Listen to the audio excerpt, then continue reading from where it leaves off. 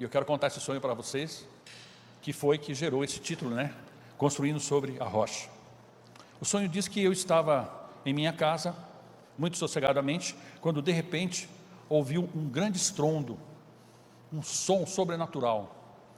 E eu saí dali da casa, era ainda escuro, e eu saí daquela casa e fiquei ali, e olhei para fora, e eu percebi que toda a vizinhança também tinha saído para fora, para procurar aquele som, o que tinha acontecido.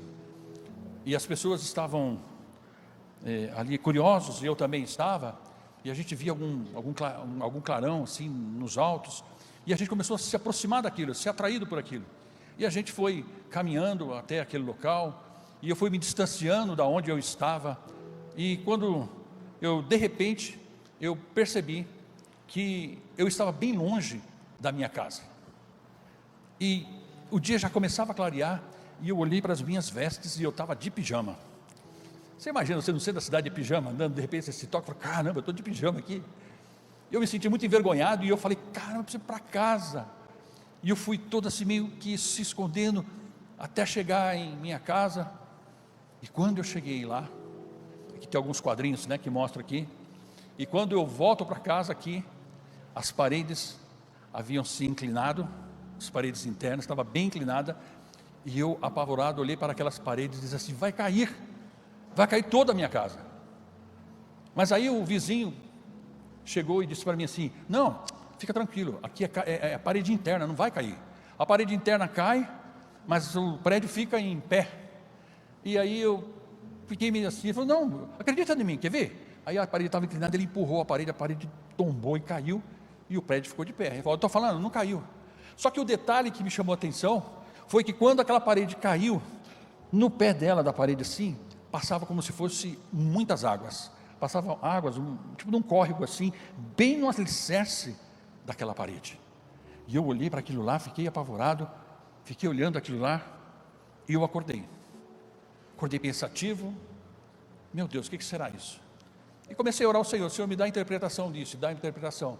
E aí nada mais, nada menos do que veio o tão conhecido Mateus 7, capítulo 24 e 25, que eu quero ler aqui, e os irmãos poderão me acompanhar, que diz o seguinte: portanto, quem ouve estas minhas palavras e as pratica, é como um homem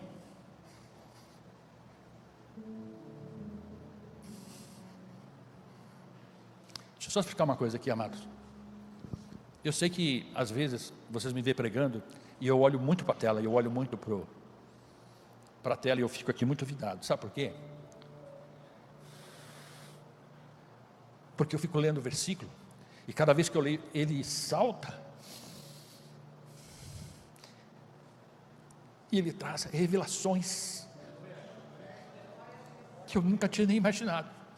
Então eu gosto de pregar olhando para o texto. Então vocês não se preocupem com isso, não se apeguem a isso, não se distraiam com isso. Eu prego olhando, que nem agora, eu estou olhando, está saltando.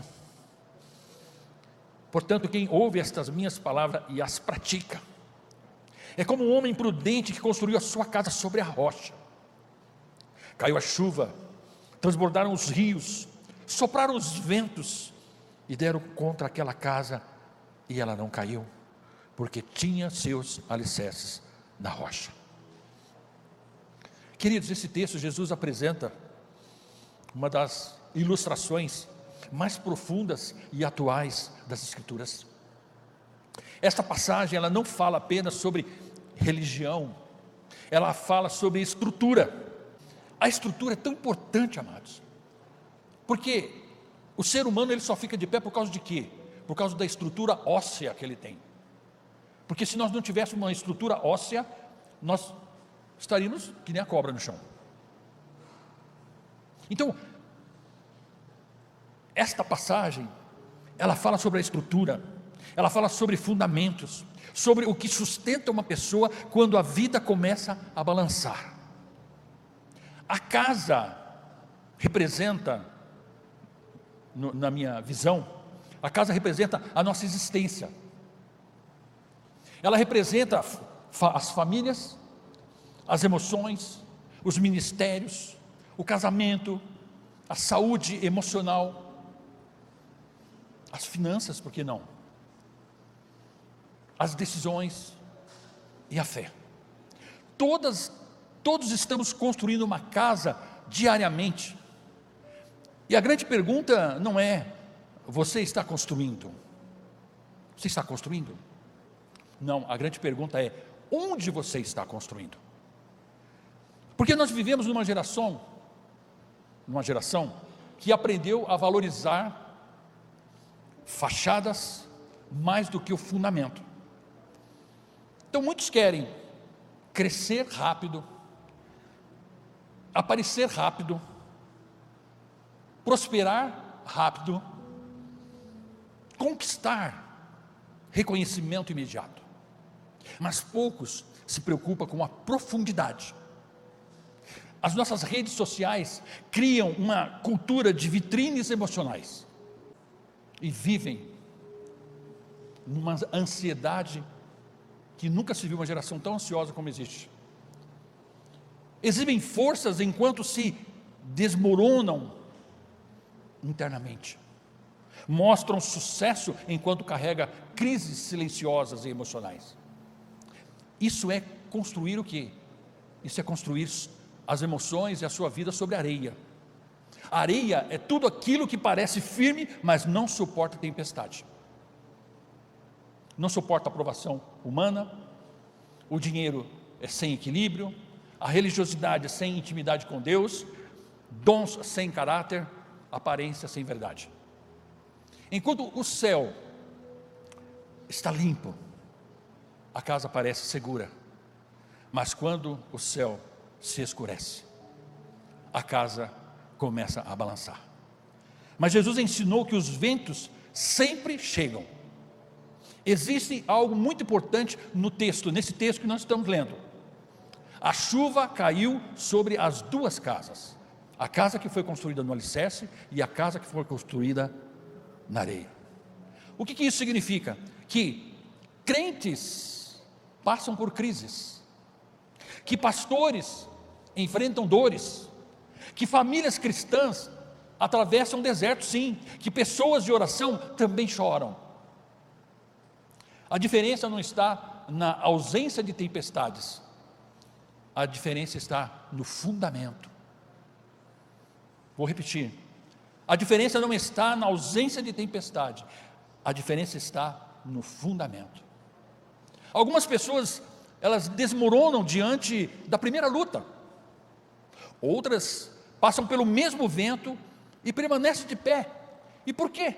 Porque estruturas invisíveis sustentam resultados visíveis.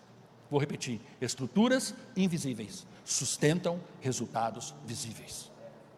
Agora, imagine um casal enfrentando dificuldades financeiras. Quem aqui já não passou por isso? As contas aumentam, os desgastes emocionais aparecem, as discussões começam. Agora, quem construiu sobre a areia, o que ele se defende? Ele agride com palavras, perde o respeito, procura fuga emocional fora na relação, desiste facilmente. Mas quem construiu sobre a rocha, conversa. O diálogo é muito importante num casal, principalmente na hora da crise. Existe uma conversa, não existe um ataque, não existe a procura de um culpado. Eu sempre digo que essa questão de quando dá algo errado, às vezes nós perdemos tempo procurando um culpado, quando na verdade nós deveríamos estar gastando o nosso tempo procurando uma solução, como corrigir aquilo. Quem foi o culpado não interessa, não faz diferença, já aconteceu. Então, a conversa, ela é muito importante nesse momento. O que deu errado? Eu acho que foi assim e tal. Em um casal é muito importante. Preserva a aliança. Qual que é a aliança? Qual que é o compromisso que nós fizemos quando nos casamos? Da dureza, da dor, da doença. Eu até esqueci já, mas é mais ou menos por aí. E tem que buscar Deus juntos, né? Então, quem está na rocha entende que problemas são passageiros, mas princípios permanecem. São os princípios que nos sustentam, são os princípios que nos dão a base para não chegarmos ao desespero. Então a tempestade veio para ambos, ela vem para ambos, mas apenas um relacionamento resistiu àquele que construiu na rocha. E quando o emprego acaba? Uma demissão pode revelar fundamentos ocultos, né? Porque há pessoas que, ao perder o seu emprego, o que ele faz? Ele entra em desespero, ele entra em colapso. Principalmente se for uma pessoa que está há 10, 20 anos na empresa. Ele pira. Sim, sinceridade. Conheci pessoas que, com 18 anos de Bamerindos, quando existia, fizeram a limpa, virou. Simplesmente foi. Por quê? Não tinha estrutura. Perdem completamente a esperança. Tomam decisões impulsivas e mergulham no medo e no fracasso. Outras também sofrem, também choram, também sentem insegurança, mas continuam firmes porque estão na rocha. Não porque sejam mais fortes emocionalmente, mas porque aprenderam a depender de Deus. Quando nós estamos firmados na rocha, a gente tem isso muito bem colocado em nosso ser. Por pior que seja a situação, de um desemprego, alguma coisa, não, estou tranquilo, meu Deus sabe do que eu preciso, eu não vou me desesperar, não é isso que vai me tirar a minha paz. Salmo 46, verso 1, diz o seguinte: Deus é o nosso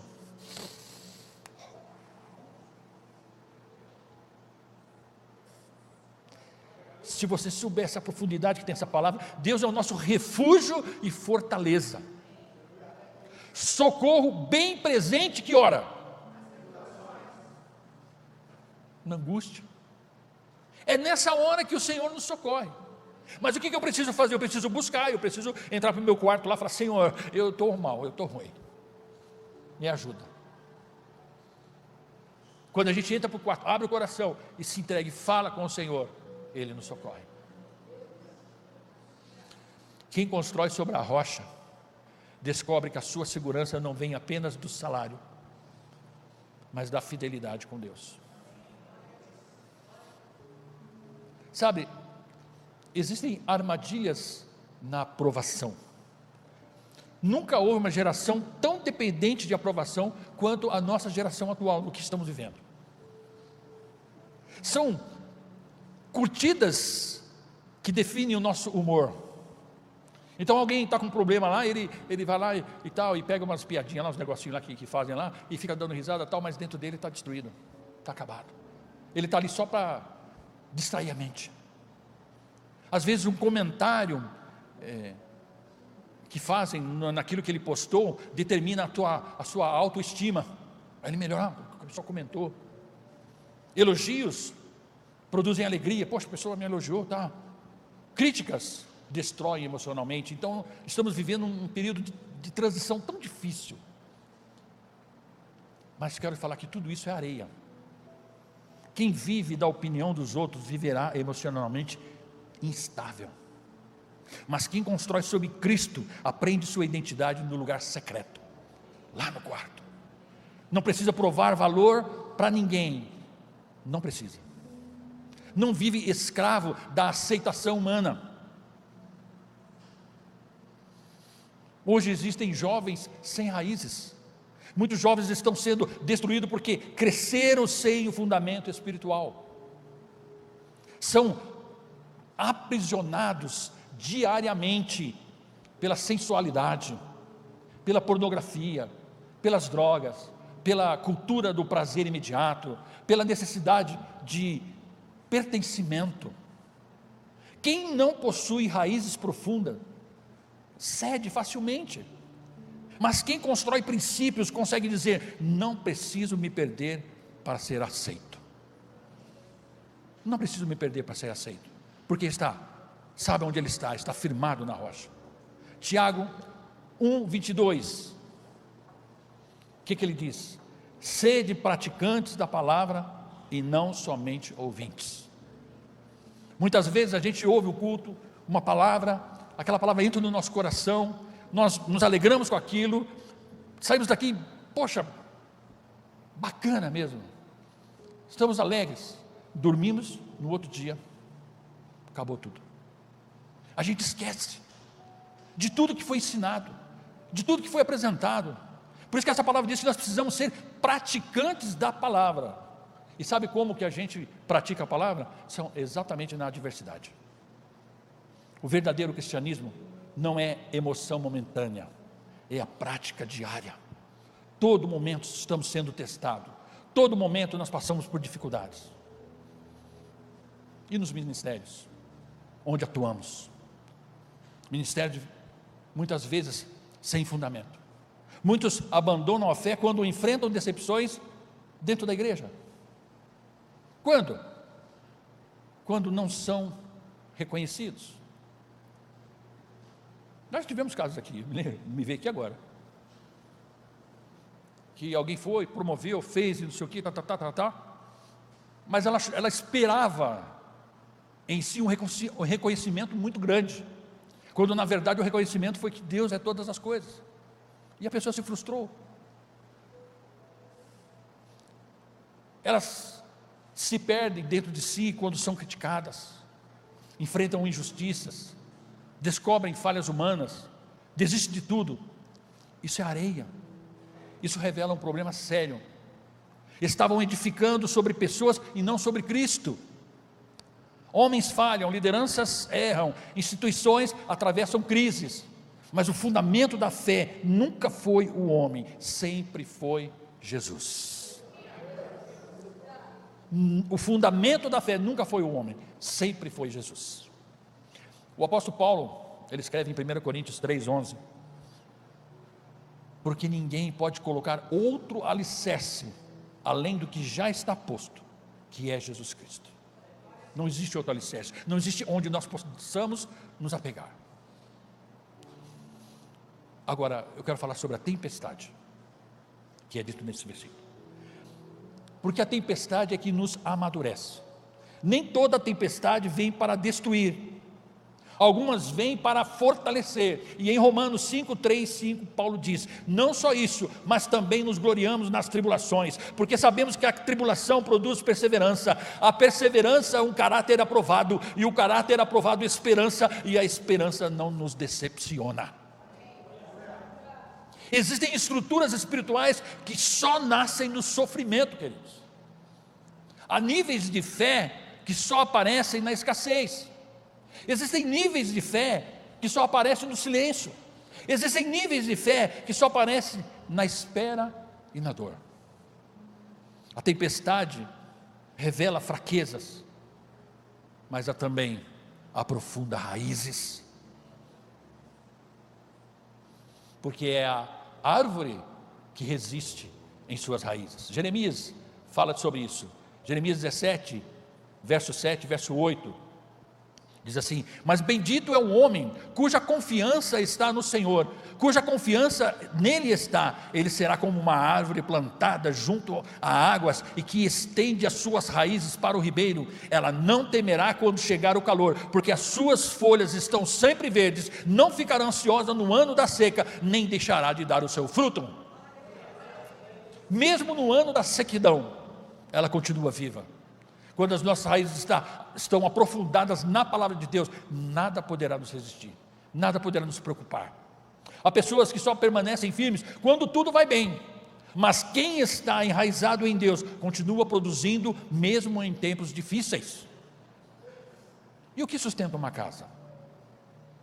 Não são paredes bonitas, não é aparência, não é discurso. O que sustenta uma casa é fundamento, é o que não aparece, é o que está por baixo. Hoje muitos querem palco sem processo, autoridade sem obediência, crescimento sem profundidade e bênção sem transformação, mas Deus trabalha primeiro no alicerce, porque aquilo que cresce sem estrutura vai desmoronar rapidamente. A diferença entre cair e permanecer caído, o justo também tropeça, o justo também se cansa, o justo também enfrenta dias difíceis, mas existe uma grande diferença, ele não permanece no chão. Salmo 37, 23, 24, o Senhor firma os passos de um homem, quando a conduta deste o agrada. Pensa nisso, irmão. O Senhor firma os passos de um homem quando a conduta desse o agrada. Ainda que tropece, não cairá, pois o Senhor o toma pela mão. Que está na rocha, Senhor, pode ser abalado, mas jamais destruído. A pergunta final. Jesus encerra essa parábola nos levantando a uma reflexão invejável. As tempestades virão. A chuva vai cair. Os ventos vão soprar, os rios vão transbordar. Então, a grande pergunta da vida não é: vai haver crise? A pergunta é: quando a crise vai chegar? Minha casa está construída sobre o quê? Porque o dinheiro passa, a beleza acaba, os aplausos mudam, eles cessam, as pessoas nos decepcionam,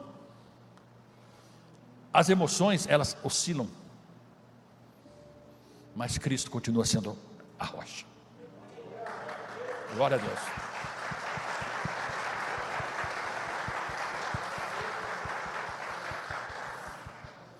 E quem constrói sua vida nele pode até atravessar vales escuros, porém permanecerá de pé, porque a rocha é firme, pois fundamentos eternos sustentam vidas e tempos de tempestade. Amém, queridos? Fica de pé. Eu preciso te dizer algo, isso não é por acaso. Se você chegou até aqui, Deus tem algo com você. E pode ser que seja exatamente isso que você precisava hoje. Eu escrevi um livro, O Grande é Ser Pequeno. Uma mensagem sobre quebrantamento, sobre recomeço, sobre voltar ao centro da vontade de Deus. E deixa eu te dizer algo importante. Esse livro é perfeito até para quem não tem o hábito de ler, porque os capítulos são curtos, diretos e vão direto ao coração. São mensagens simples, mas profundas, que você consegue ler e aplicar no seu dia a dia. E tem algo ainda mais forte nisso tudo. Esse não é um só livro, é um propósito.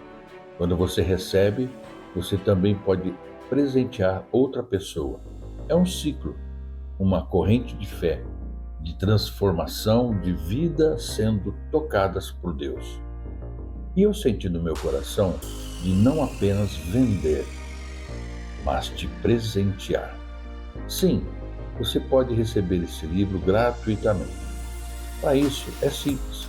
Me chama no WhatsApp, envia seu nome completo e seu endereço com o CEP. Meu WhatsApp é 17 98822 1504. E eu creio que quando esse livro chegar até você, Deus vai falar com você e algo dentro de você vai ser transformado. Deus te abençoe. Nos vemos no próximo vídeo.